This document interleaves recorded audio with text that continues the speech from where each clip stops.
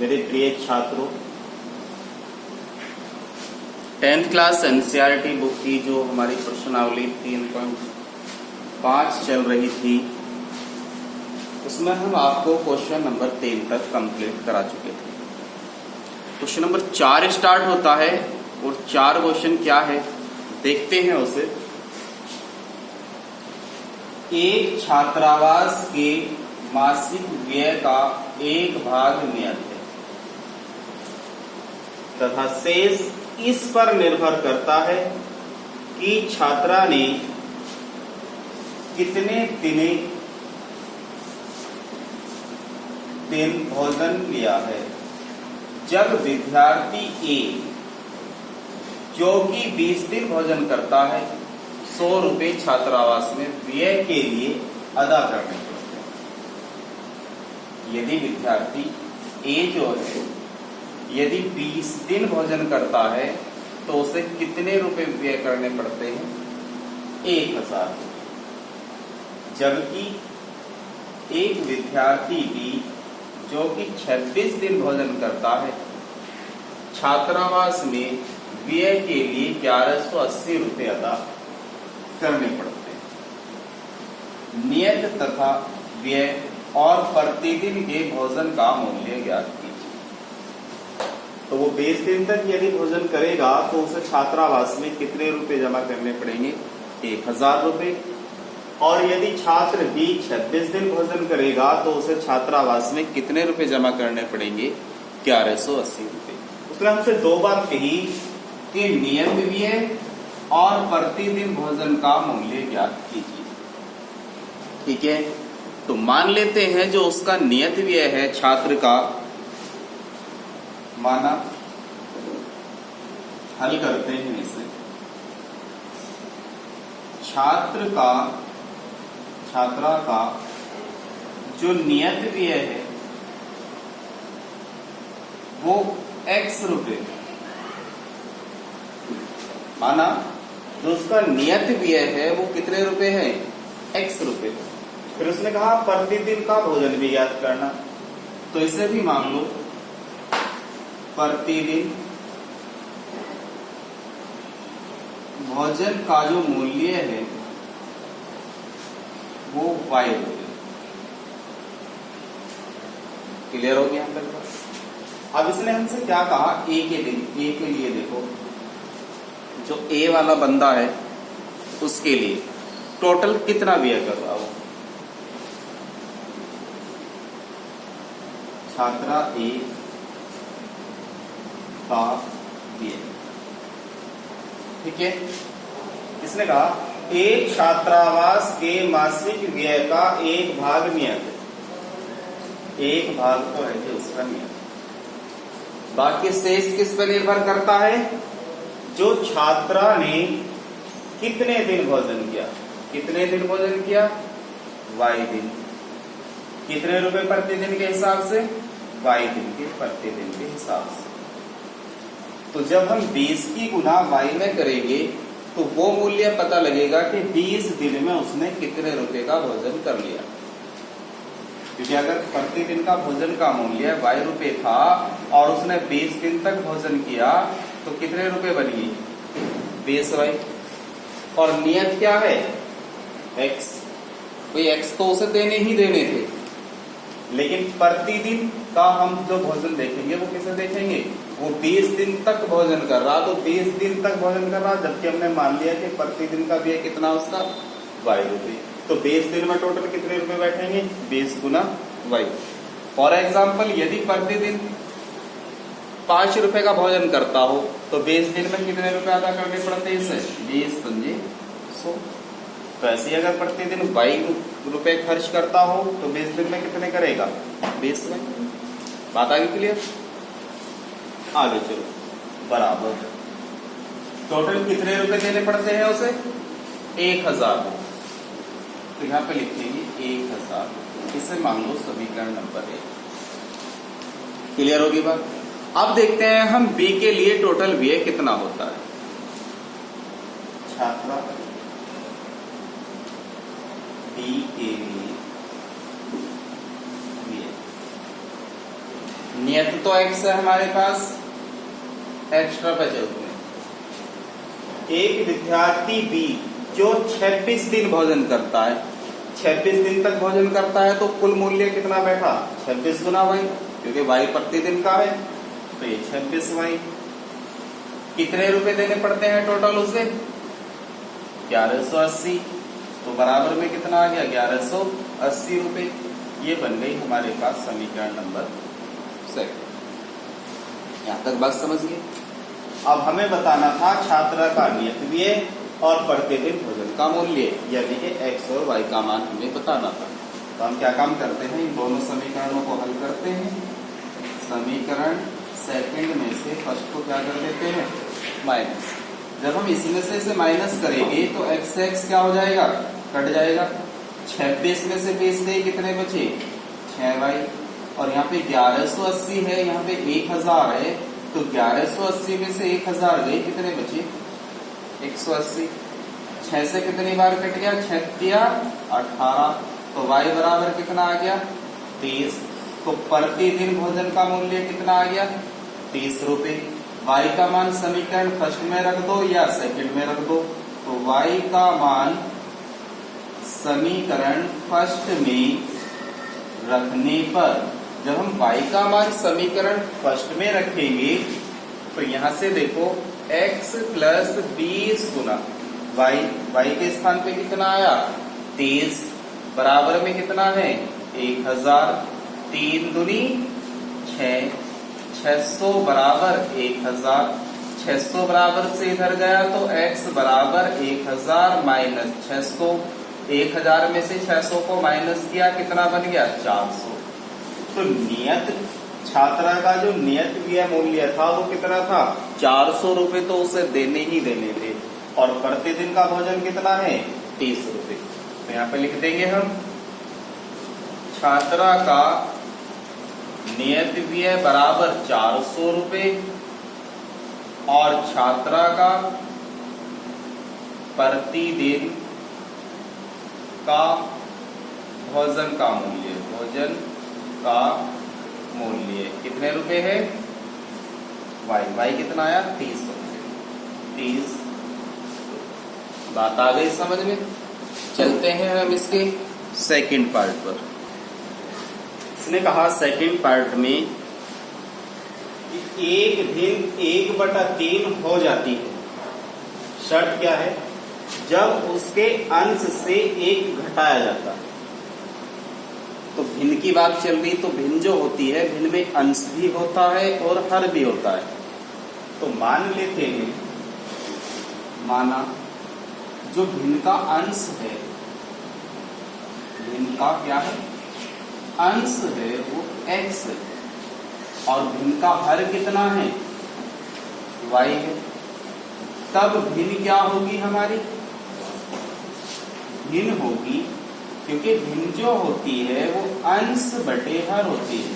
भिन्न में अंश भी होता है और हर भी होता है, तो भिन्न बनी x बटे y। क्लियर? तो इसे लिख सकते हैं हम x बटे y। ये भिन्न जो है हमारी वो x बटे y। प्रश्न में क्या कहा? यहाँ पे लिखेंगे प्रश्नानुसार। इसने कहा कि एक भिन्न 1/3 हो जाती है, यानी कि 1/3 भिन्न बन जाती है। कब? जब उसके अंश से, और भिन्न क्या थी हमारे पास? x बटे y। लेकिन उसने कहा जब उसके अंश से 1 घटाया जाता है। तो अंश कहाँ है? ऊपर, उसमें से क्या घटा दो? 1 घटा दो। यदि इस भिन्न के अंश में से 1 घटाया जाता है तो वो भिन्न क्या बन जाती है? 1/3 बन जाती है। यहां तक बात समझ में आ गई होगी। आगे चलो, क्रॉस मल्टीप्लाई कर तो समीकरण बना लेंगे। 3 के x में गुना करेंगे 3x माइनस 3 के 1 में करेंगे 3 बराबर में कितना बना? y का y। y बराबर से इधर आएगा तो 3x माइनस y, क्योंकि इधर प्लस में है, इधर आते माइनस का हो जाएगा। 3 का है का माइनस में, बराबर से इधर आते क्या का हो गया? 30 का। ये बन गई हमारी समीकरण नंबर 1। अब क्या हो? फिर कहा इसने और वह 1/4 हो जाती है, यानी कि जो हमारी भिन्न थी उन्हें प्रश्नानुसार कि जो हमारी भिन्न थी वो 1/4 हो जाती है। तब जब हर में एक जोड़ दिया जाता है, जब हम उसके हर में क्या कर देते हैं, 8 जोड़ देते हैं। जब हर में 8 जोड़ दिया जाता है तो भिन्न क्या थी, x/y।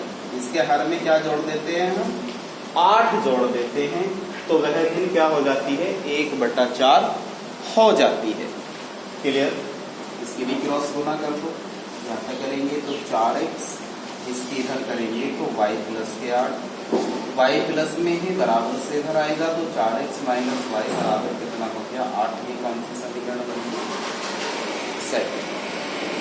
अब दोनों को सॉल्व करेंगे, सेकंड में से फर्स्ट को माइनस कर दो, क्योंकि y और y के गुणांक जो है वो क्या है हमारे पास, बराबर है, इक्वल है। तो समीकरण सेकंड से फर्स्ट को क्या कर दो, माइनस कर दो। तो समीकरण फर्स्ट क्या है हमारे पास, 4x - के y। इसमें से हम माइनस कर रहे हैं किसे, 3x - y को, 3x - y बराबर में क्या बचेगा, 8 - के 3। तो यहाँ पे लिखेंगे 8 - के 3। जब इस माइनस के अंदर इंटू करेंगे तो अंदर के चिन्ह बदल जाएंगे। तो यहाँ पे आया 4x - y, माइनस की गुना करें 3x - y बराबर 8 में से 3 गई, कितने बचे, 5। y से y कैंसिल, 4x में से 3x गई तो x बचा, तो x बराबर कितना आ गया, 5। x का मान उठा करके समीकरण फर्स्ट में रख दो या सेकंड में रख दो। तो x का मान यदि हम फर्स्ट में रखते हैं, मान समीकरण फर्स्ट में रखने पर, समीकरण फर्स्ट क्या है, ये वाली, तो 3 गुना x के स्थान पे कितना आया, 5 माइनस y बराबर में कितना, 5 किया कितने होते हैं, 15। y बराबर से इधर लेके जाएंगे तो प्लस में, 3 इधर लाएंगे तो माइनस में, 15 में से 3 गए, कितना बचा, 12। तो y का मान आ गया कितना जी, 12। तो हमारी वो भिन्न क्या है, तब वह भी वो भिन्न की x/y, और x का मान कितना आया, 5, और y का मान कितना आया, 12। तो वो भिन्न क्या है, 5/12। चलते हैं इसके क्वेश्चन नंबर 3 जो है बहुत ही इंटरेस्टिंग क्वेश्चन है। इसने कहा यश ने एक टेस्ट में 40 अंक अर्जित किए। यश ने टेस्ट में 40 अंक अर्जित किए। जब उसे प्रत्येक सही उत्तर पर 13 अंक मिलते तथा असफल उत्तर पर 1 अंक की उसकी क्या हो जाती थी, कटौती कर दी जाती थी। यदि उसे सही उत्तर पर 4 अंक मिलते तथा असफल उत्तर पर 2 अंक की कटौती हो जाती थी, तो यश कितने अंक प्राप्त करता था, 50 अंक प्राप्त करता था, अर्जित करता था। में कितने प्रश्न थे, तो अब हमें बताना है उस टेस्ट में कुल कितने प्रश्न थे। तो मान लेते हैं क्योंकि प्रश्न गलत भी हो रहे हैं और प्रश्न सही भी हो रहे हैं, तो यहीं से क्वेश्चन को लेकर के चलते हैं। माना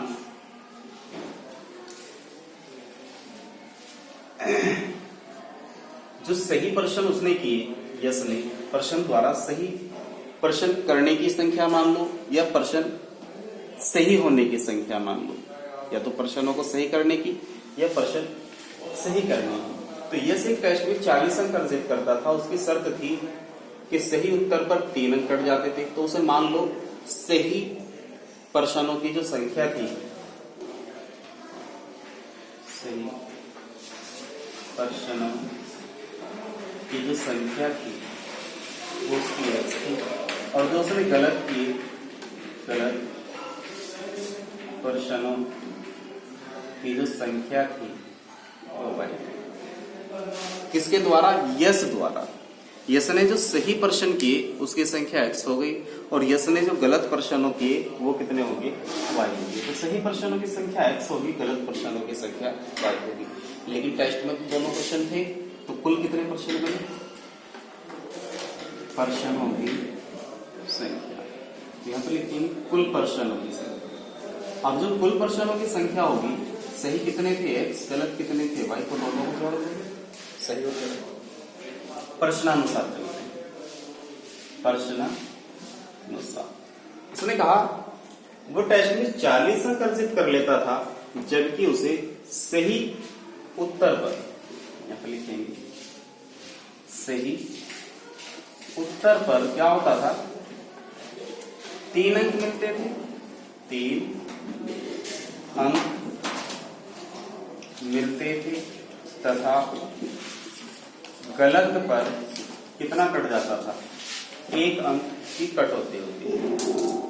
1 अंक की कटौती होती है।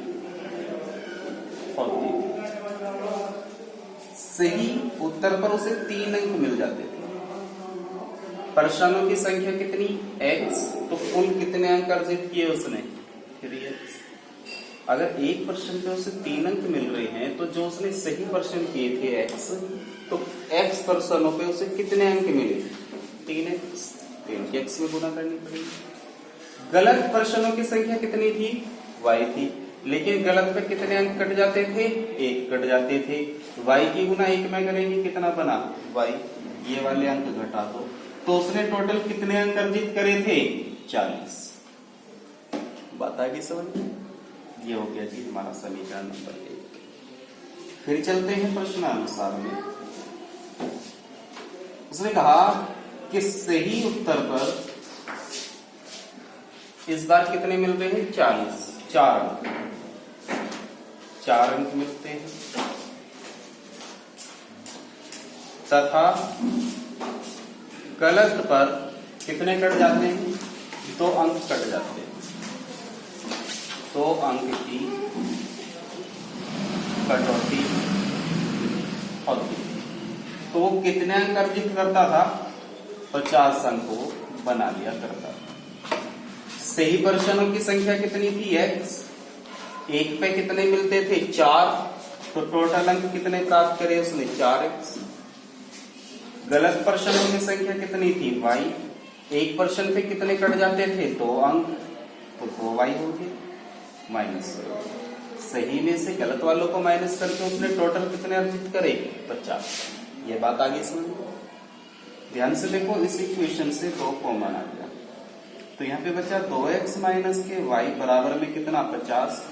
2 से कितनी बार कटा, 25 बार, तो 2x माइनस y बराबर आ गया 25। इसे मान लेते हैं समीकरण नंबर सही। यदि हम समीकरण फर्स्ट में से समीकरण सेकंड को माइनस कर दें, समीकरण फर्स्ट माइनस सेकंड कर दें, तो 3x में से 2x घटाएंगे तो कितना बचेगा हमारे पास, 1x। और माइनस y में से, यहाँ पे देखो, यदि हम माइनस y में से माइनस y को ही घटाएंगे तो माइनस माइनस प्लस y से y क्या हो जाएगा, कट जाएगा।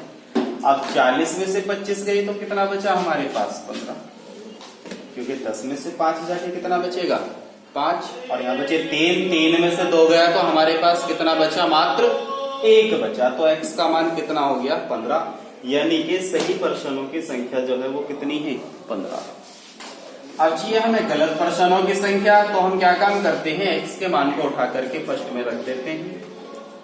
x का मान समीकरण फर्स्ट में रखने पर, तो फर्स्ट में रखेंगे 3 गुना x माइनस वाई, x के स्थान पे क्या आ गया, 15, बराबर में कितना है, 40। 15 दिया 45, 40 इधर आया माइनस में y, तो y बराबर कितना आ गया, 5। यानी कि सही प्रश्न कितने थे, 15, गलत प्रश्न कितने थे, 5। तो कुल कितने प्रश्न हुए, कुल प्रश्नों की संख्या, प्रश्नों की संख्या भाई सही वाले और गलत वालों दोनों को जोड़ दो तो कुल कितने प्रश्न बन गए, उसमें 20 प्रश्न आ गए। बात आगे समझ में। देखते हैं इसका नेक्स्ट पार्ट क्या। अब जिसमें हमारे पास में बाकी 2 पार्ट हो रहे हैं, फर्स्ट सेकंड थर्ड हमने आपको कराया। जो 2 पार्ट बचे हैं वो आपको सोल्व करने हैं, नहीं होते हैं तो कमेंट बॉक्स में बताइएगा, उन्हें भी कराएंगे, लेकिन 2 पार्ट आपको सोल्व करने हैं। मिलते हैं तुमसे नेक्स्ट वीडियो के साथ में।